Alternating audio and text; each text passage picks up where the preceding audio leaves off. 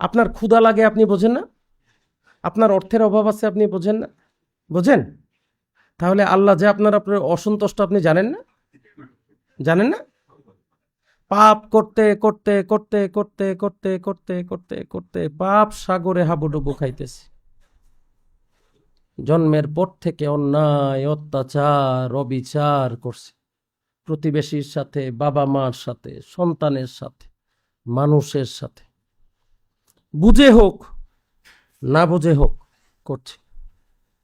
ভাবেন, এই মুহূর্তে যদি আপনার মৃত্যু হয়, মালাকুল মৌত আপনার আমার সামনে এসে দাঁড়াইল, আজকেই বাবে রহমতের এই মুহূর্ত আমাদের শেষ দিন, চিন্তা করেন এখন পর্যন্ত আমি কি সেই কর্ম করেছি কিনা